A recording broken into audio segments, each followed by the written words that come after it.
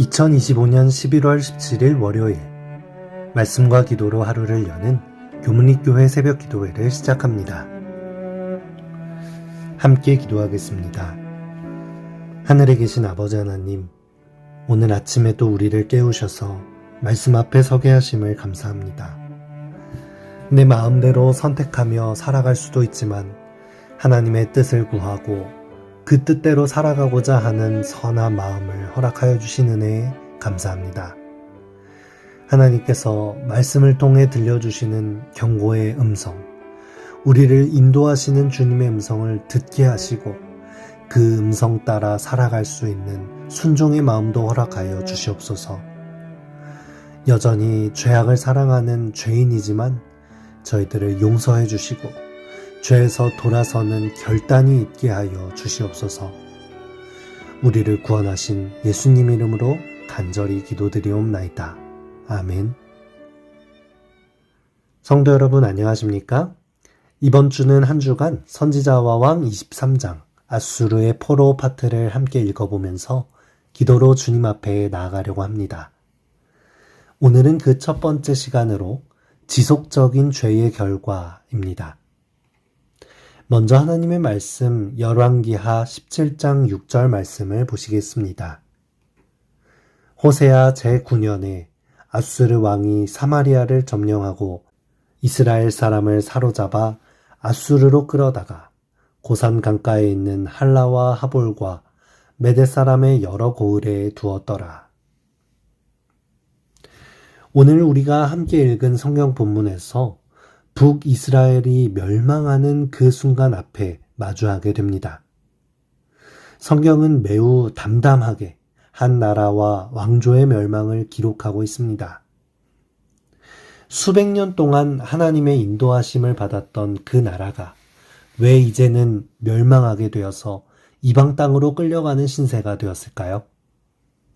아수르가 강한 강대국이었기 때문일까요?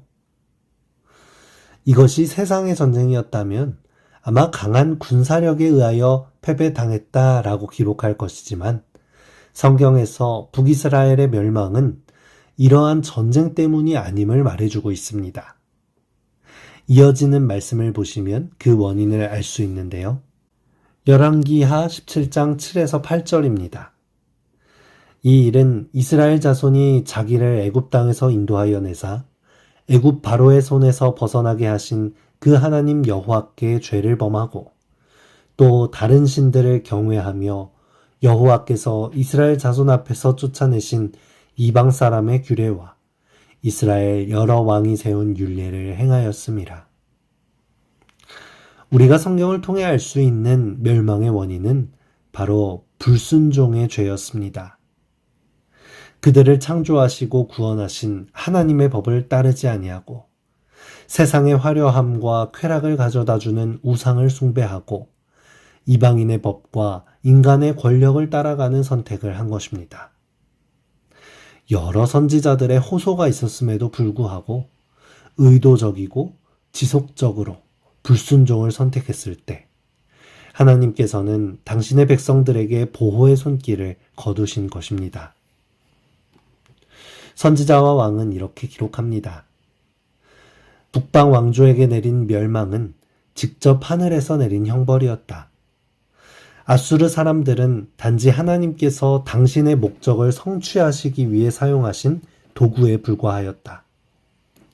비통하게도 이스라엘 자손들은 그 하나님 여호와께 죄를 범하고 악을 행하였다. 저희가 듣지 아니하고 여호와의 율례와 여호와께서 그 열조로 더불어 세우신 언약과 경계하신 말씀을 버렸다. 고집스럽게 회개하기를 거절한 까닭에 여호와께서는 그들을 괴롭게 하시며 노략군의 손에 붙이시고 심지어 그 앞에서 쫓아내시니 이는 여호와께서 그 모든 선지자를 통하여 그들에게 보내신 분명한 경고와 일치하였다. 하나님께서는 이스라엘을 사랑하셨고 구원하셨고 선지자들을 통하여 경고하셨고 기다리셨고 참으셨으나 지속적으로 불순종을 선택하고 그저 자신의 뜻대로 우상을 따라 세상을 따라 걸어간 백성들은 멸망당할 수밖에 없었던 것입니다. 마치 우산을 던져버리고 폭우 속으로 걸어가는 것과 마찬가지로 폭우 속에서 비를 맞지 않을 수 없었던 것입니다. 이 전쟁에서 패배함으로 멸망한 것은 하나님께서 힘이 없으셔서 우상을 숭배하는 이방 국가에 패배한 것이 아니라 하나님의 백성들이 스스로 하나님을 거절하고 그 보호하심을 빠져나간 것입니다. 여러분, 죄의 결과는 반드시 열매를 맺습니다. 그것이 아무도 모르는 은밀한 죄라 할지라도 하나님께서 당장에 심판하시는 것이 아니라 할지라도 우리가 뿌린 죄의 씨앗은 자라나서 우리의 삶의 열매를 맺는 것입니다. 이스라엘은 한 번에 무너지지 않았습니다. 아합 왕 시절에도 불순종했고 예후 시대에 잠깐 회복되는 듯 했지만 곧 다시 타락했고 결국 호세아 왕 때에 그 죄의 열매를 모두 거두게 된 것입니다. 하나님께서는 선지자를 통해 계속해서 경고를 보내셨고 계속해서 당신의 백성들이 회개하고 돌아오기를 기다리셨습니다. 하지만 이스라엘은 계속해서 지금 당장 심판받지 않았기에 죄악의 씨앗을 뿌려댈 뿐이었죠. 하나님께서 심판하지 않으신다고 해서 죄의 결과가 없어지는 것이 아닙니다. 하지만 마치 집의 기초가 서서히 썩어 들어가 건물이 무너지는 것처럼 우리가 뿌린 죄의 씨앗은 우리를 무너지게 하는 것입니다. 사랑하는 성도 여러분, 오늘 우리가 묵상한 이 멸망의 이야기는 단지 성경 속에 있는 남의 나라 이야기가 아닙니다.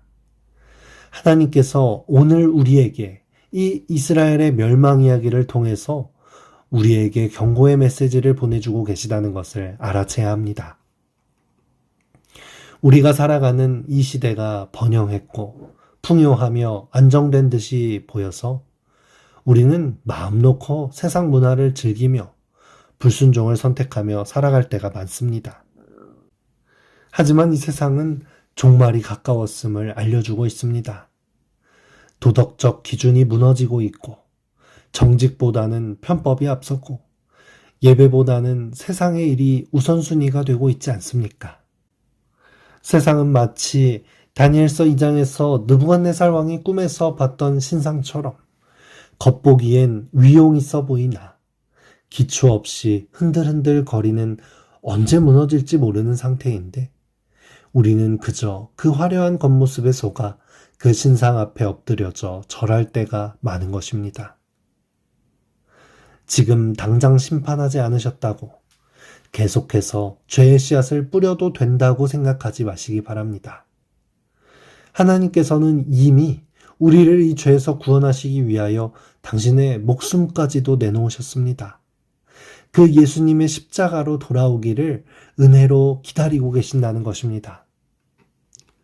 우리가 이 은혜와 사랑을 값싸게 여기고 외면하는 것이 아니라 그 기회를 잡고 죄에서 신속하게 돌아서서 단호히 끊어내야 할 것입니다.